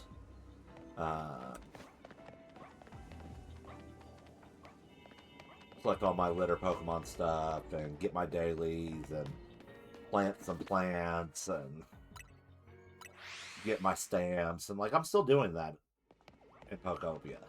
Like, I haven't completely abandoned and not doing anything in it. I'm just not actively building in Pokopia at the moment. And I know, like, that playground shouldn't take us too much to do, but like, and I do have some other builds in mind that I wouldn't mind trying to make. but I need a break for that creative energy to kind of replenish. And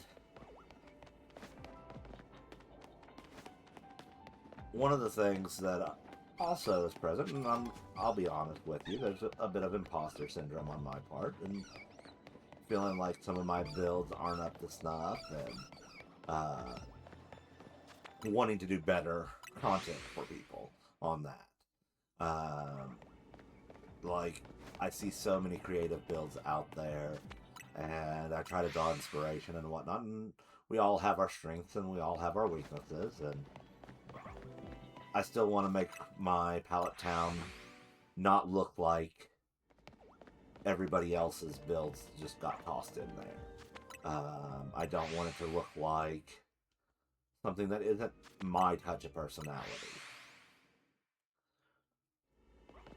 And I also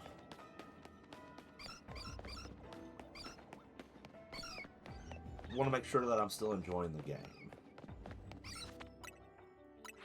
And when you put as many hours as I have into that game, it's easy to lose track of that sometimes.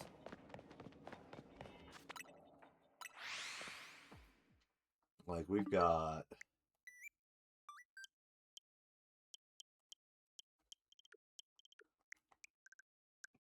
$715 hours or more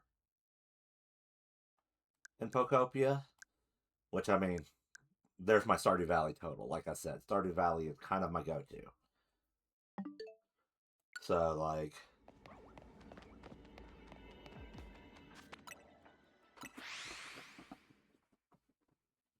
and that's not including the fact that I have it on PC.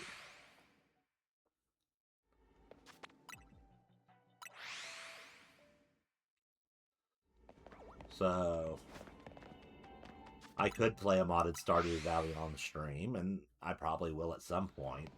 But going through playing a non-modded version has been kind of nice, kind of rehumbling myself to, oh yeah, this is what it's like when I can't slow down the flow of time to make sure I get everything I want to get done in a day.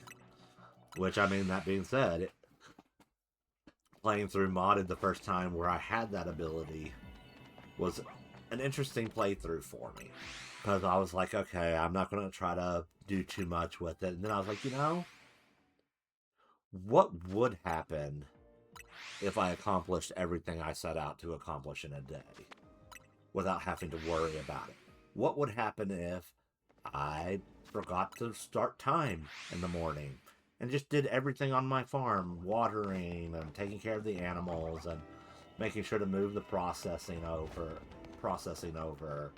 and whatnot. And I gave it a shot. I was like, okay, let's do this. This is something that a way of Stardew Valley I've never played before. And I found that an 80-hour playthrough of Stardew Valley that would get me to year 3, typically, or at least, you know, start of year 3, was suddenly just like a year 1 playthrough, and I was like, holy crap. Like, I can't believe I managed to turn that many hours. Now, I will admit there's also the hours that on that save that were me walking away from my computer while the game was paused. Like, or me getting distracted like I always do. Kind of like why I don't keep track of how many soft resets I've done while shiny hunting Poipole and Ultra Moon right now. 1, I've been at it for ages. 2, trying to record it became obnoxious when I'm doing it at work or other places that I didn't have access to a pen and paper, and constantly having my phone out to be like, +1, +1, +1, +1, every soft reset, when instead I could just, you know, like, Oh, here comes a customer. Set it down. Take care of the customer. Wait for another customer. Now, admittedly, I'm not in that line of work anymore, but, like...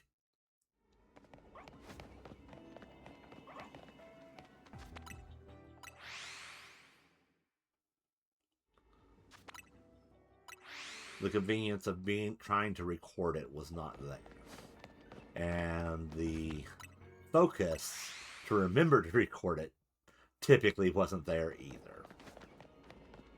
Like, there are times where it's like, oh yeah, I was soft resetting. I just went nose first into Facebook scrolling instead of actually soft resetting like I was supposed to do.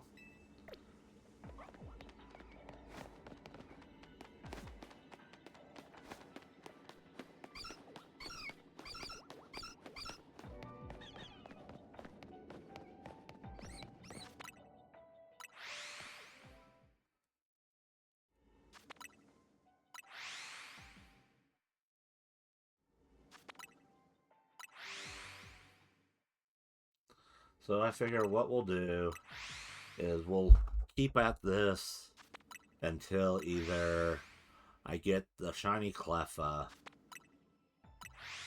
or we run out of time.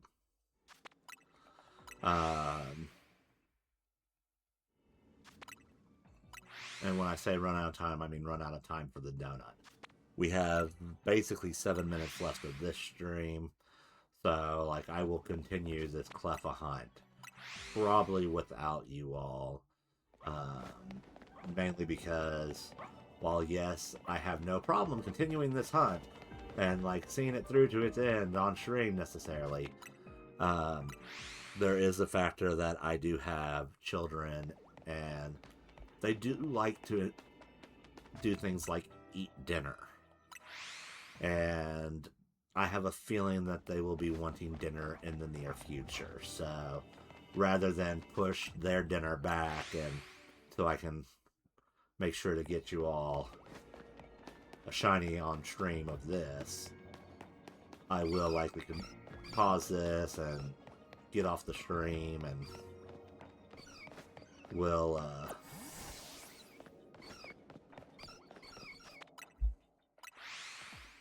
take care of my kids and I'll do this on my own time.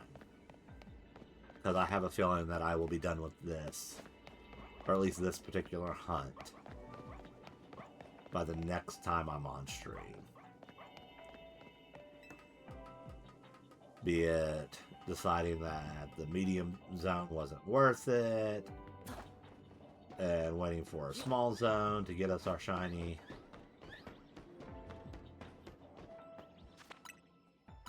Or getting what I wanted. I will play it through to its completion. If I don't get what we want, we'll reset it, we'll get our donut back, and I'll probably move on trying to get this Hisuian Overquill so I can get that Volcanion before finally finished within home. But yeah, next stream will be Tuesday night. We'll do Stardew Valley. We might be starting summer for all I know. I say that in jest.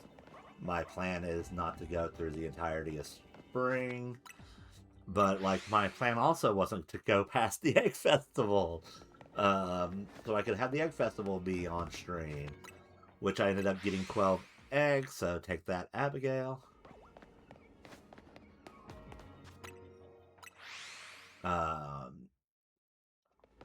But now we have access to the pretty much everything but the vault and the bulletin board for our bundles. And I've got some remix shenanigans going on. And we've completed the spring crop bundle already. Oh, there's our shiny Cleffa. Let it not be said that our last minute of the stream shiny luck isn't there. Which, what ball do we want to put our Cleffa in? Ooh, I kind of wouldn't mind a Dream Ball.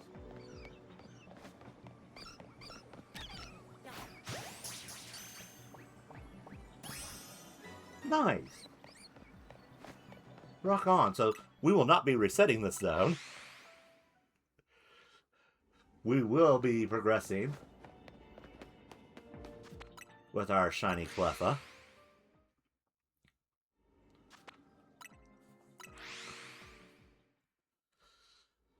Which obviously, like I said, I need shiny Clefable and shiny Clefairy as well. So, like, now that we've got the Cleffa, the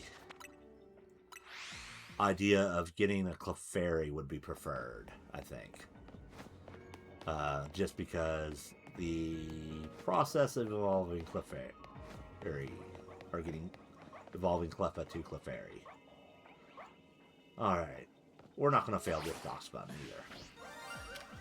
Or Fido, rather. However, we're going to put you in a heal ball if we can. There we go.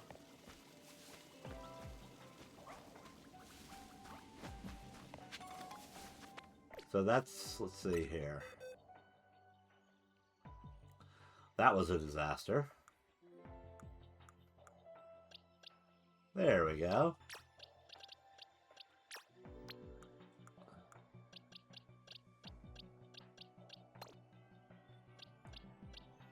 We've gotten 1, 2, 3, 4, 5, and then that Audino for number 6. So 6 shinies today on our stream. And we got 2 minutes left. I say let's do just a couple more warps. We'll run up the ladder.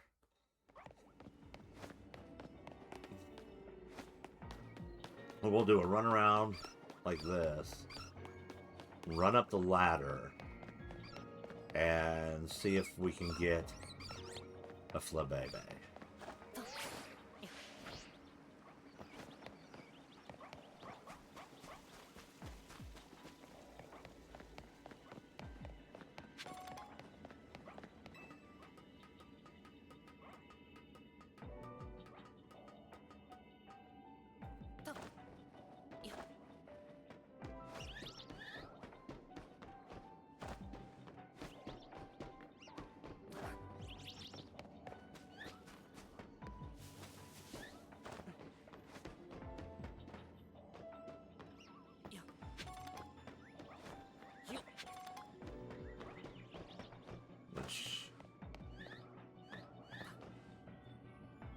Yeah.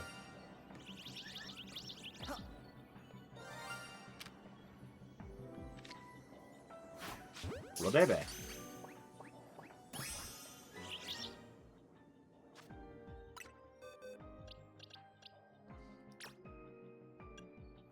Check summary. So yeah, there's our Flabébé. 7 shinies for this stream. I call that a win. And I think I will keep hunting.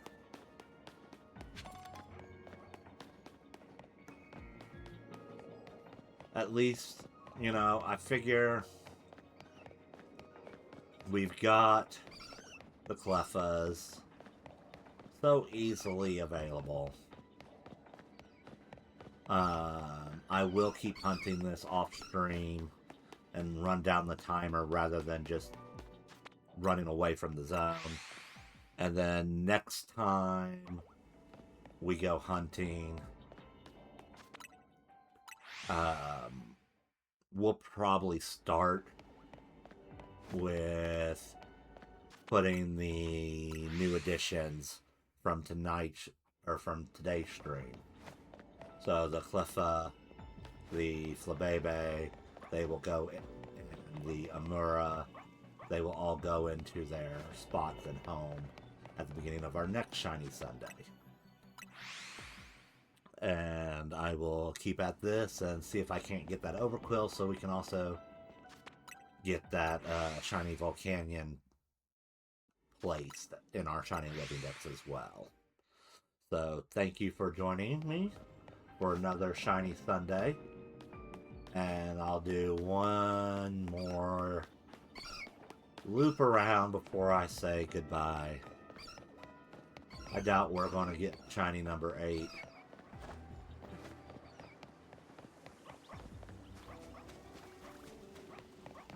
On stream. Even if we did go a couple minutes over.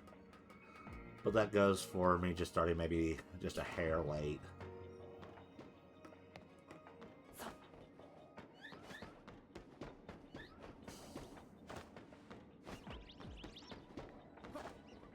But we did manage to get pretty much one of every Pokemon from the zone. So that's kind of nice. That's not bad for our hunt today. On this medium zone. Okay, where is it? Is it below? Yep. Another Flippibi! Which... now we have a gold, yellow, and a white Flippibi. So 8 shinies on our stream today. Right when I said I didn't expect another one, even if we did another loop around. Just goes to show that sometimes the shiny luck finds you. And after 4 hours of hunting Latios, basically, and a couple of years off and on the Poipole, like, yeah, I'm a little frustrated with my Poipole hunt. But, like, days like this where we get 8 shinies on stream, even if only 3 of them are ones I needed, and the other ones are just surplus I can share with my son, like, I still think that's a great, and just kind of, like, indicative of how shiny luck goes. Some days you have all the struggles getting the shiny Pokemon, and other days it's like, here they are in abundance. May your shiny hunts always be in abundance. Until next time, take care. Like, subscribe, follow, whatever you're watching this on, be it YouTube or Twitch. And don't forget, I also post pictures from builds on Instagram, and as well as some of our shinies and whatnot. So if I catch something off stream, I may upload an image on to my Instagram to let you know that I got it. So make sure to follow on there too. Thank you, and until next time.